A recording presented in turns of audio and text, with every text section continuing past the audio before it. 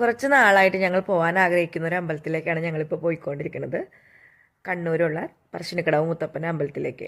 അപ്പോൾ ബസ്സിനാണ് ഞങ്ങൾ യാത്ര സ്റ്റാർട്ട് ചെയ്തത്. ലാസ്റ്റത്തെ ബസ്സായിരുന്നു. ഫ്രണ്ട് സീറ്റിലായിട്ട് ഉക്രൂട്ട ഇരിക്കുന്നുണ്ടായിരുന്നു. അപ്പോൾ ഞങ്ങൾ നോക്കിയിട്ട് അവനെ ഇങ്ങനെ നോക്കിക്കൊണ്ടിരിക്കുകയാണ്. അങ്ങനെ ഞങ്ങൾ എല്ലാവരും ട്രെയിനൊക്കെ കയറി കണ്ണൂർ എത്തിയപ്പോൾ വെളുപ്പിന് 2:06 കുറച്ച് നേരം ഞങ്ങൾ റെയിൽവേ സ്റ്റേഷനിൽ ഇരുന്നതിന് ശേഷം അമ്പലത്തിൻ്റെ ഫ്രണ്ടിലുള്ള ഒരു തട്ടുകടയിൽ കയറി ഇങ്ങോട്ട് നമ്മളതേ ഒരു പൂരി മസാല കഴിച്ചു. നെക്സ്റ്റ് വീണ്ടും നമ്മൾ അമ്പലത്തിൻ്റെ ഫ്രണ്ടിലേക്ക് പോയപ്പോൾ നട തുറന്നിട്ടില്ല. കാരണം ഏകദേശം വെളുപ്പിന് ഒരു 4 മണി 5 മണിയൊക്കെ ആയിട്ടുണ്ടായിരുന്നു.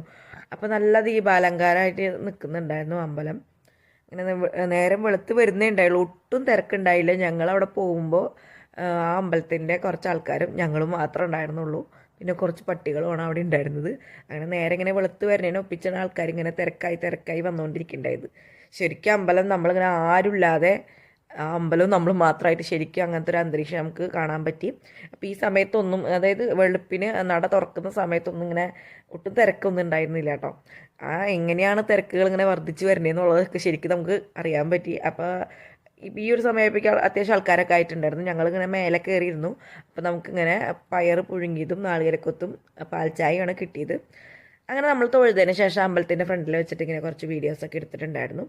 നെക്സ്റ്റ് നമ്മൾ അവിടെയുള്ള ബോട്ട്, നമ്മൾ ഇവിടെ വരെ വന്ന സ്ഥിതിക്ക് അവളപ്പട്ടണം ആ പുഴയിലൊക്കെ ഒന്ന് കറങ്ങി വരാമെന്ന് വെച്ചാൽ പുഴയിൽ നിന്നിട്ട് നമ്മുടെ അമ്പലത്തിൻ്റെ ആ വ്യൂ ഒക്കെ കാണാനായിട്ട് നല്ല ഭംഗിയായിരിക്കുമല്ലോ. അപ്പോൾ അത് കാരണം ഞങ്ങൾ ബോട്ടിൽ കയറാനായിട്ട് പ്ലാൻ ചെയ്തിട്ടുണ്ടായിരുന്നു. അപ്പോൾ ഒരാൾക്ക് 50 രൂപ വെച്ചിട്ടായിരുന്നു.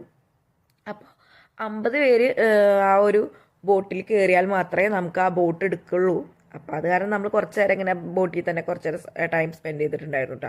അപ്പോൾ ഉക്രൂട്ടന് ഇതുപോലെ അവൻ്റെ പ്രായത്തിലുള്ള കുട്ടികളൊക്കെ കാണുമ്പോൾ ഇങ്ങനെ ഭയങ്കര സ്നേഹമാണ്.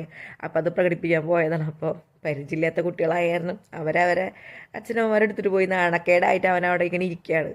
അപ്പോൾ അത്യാവശ്യം അവിടെ പാട്ടൊക്കെ വെച്ച് തരും കേട്ടോ നമുക്ക്. അങ്ങനെ നമ്മൾ ബോട്ട് യാത്ര ഇങ്ങനെ സ്റ്റാർട്ട് ചെയ്തു. അപ്പോൾ ആ വളപ്പട്ടണം പുഴയിൽ ഇങ്ങനെ നമ്മളിങ്ങനെ പോയിക്കൊണ്ടിരിക്കുക. ഏകദേശം ഒരു 1 അവറിനടുത്താണ് നമുക്ക് പുഴയിലിങ്ങനെ നമ്മൾ ബോട്ട് യാത്ര നമുക്ക് അനുവദിച്ചിട്ടുള്ളത്. അങ്ങനെ ജസ്റ്റ് അവിടെ വരെ ഒന്ന് പോയിട്ട് ഒന്ന് റൗണ്ട് അടിച്ച് വരും, അങ്ങനെയാണ്.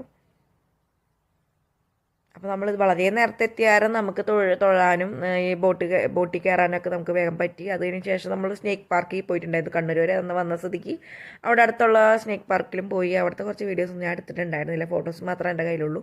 പിന്നെ അവിടെയുള്ള ഒരു പയ്യാമ്പലം ബീച്ചിലും പോയിട്ടാണ്.